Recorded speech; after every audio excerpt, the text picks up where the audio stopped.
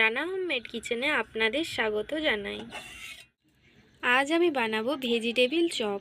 তার জন্য আমি এখানে বিট, গাজর আর আলু নিয়ে নিয়েছি। একটি ছোট সাইজের গাজর নিয়েছি, একটি ছোট সাইজের বিট নিয়েছি আর দুটো আলু নিয়েছি ছোট সাইজে। ভালো করে কেটে ধুয়ে রেখেছি। আপনারা যদি দোকানের মধ্যে ভেজিটেবিল চপ বানাতে চান তাহলে এই ভিডিওটা অবশ্যই দেখবেন। তাহলে দেখে নিন আমি ভেজিটেবিল চপ কিভাবে রান্না করি। আর আমি আগে থেকে একটা কড়া বসিয়ে রেখেছিলাম। এবার পরিমাণ মতো জল দিয়ে দেব।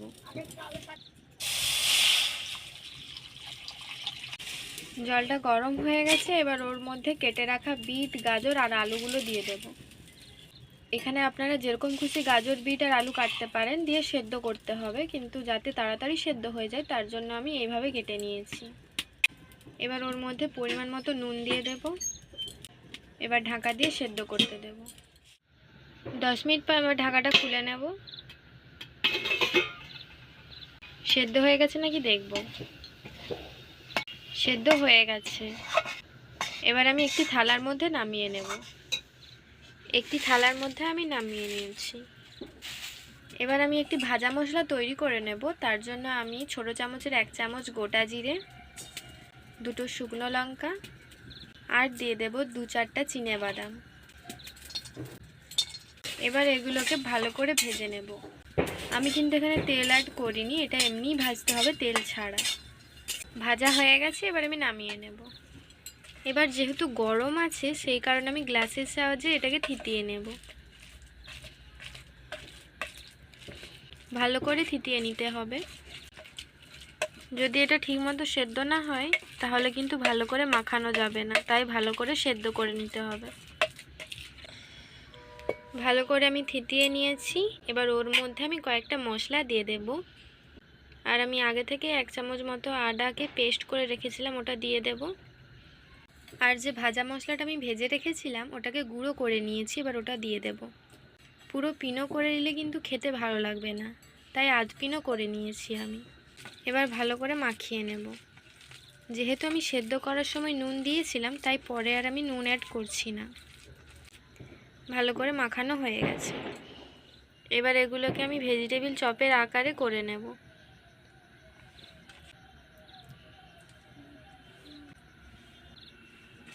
সবগুলোকে আমি ভেজিটেবিলের আকারে বানিয়ে নিয়েছি। এবার আগে থেকেই আমি একটা ডিমকে ফাটিয়ে রেখেছি। এবার ওর মধ্যে অল্প পরিমাণে নুন দিয়ে দেব, দিয়ে ডিমটাকে ভালো করে ফেটিয়ে নেব।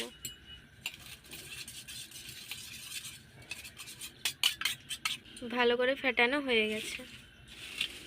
আবার আমি কড়া বসিয়ে দিয়েছি।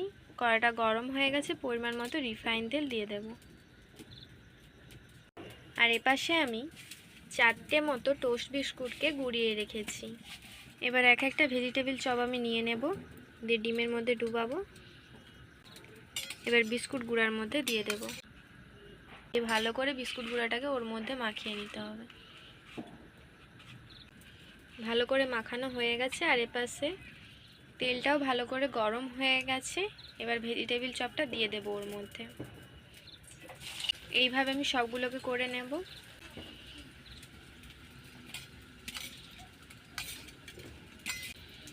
এবার বিস্কুট গুঁড়ার মধ্যে ডুবিয়ে নেব।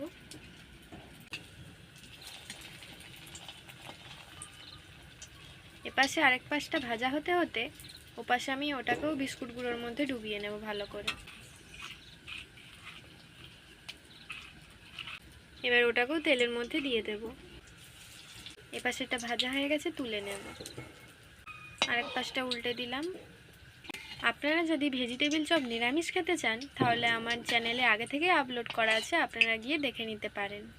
ভাজা হয়ে গেছে, এবার এটাকেও আমি তুলে নেব। এবার এইভাবে আমি সবগুলো ভেজে নেব। সবগুলো ভেজিটেবিল চপ আমার তৈরি। এটি আপনারা চায়ের সঙ্গেও খেতে পারেন কিংবা এমনিও খেতে পারেন। আমরা এখানে সস দিয়ে খাচ্ছি। তো আপনারা বাড়িতে অবশ্যই ট্রাই করবেন আর খেয়ে কমেন্টে জানাবেন কেমন লাগলো। তো ভালো থাকবেন, সুস্থ থাকবেন, টাটা।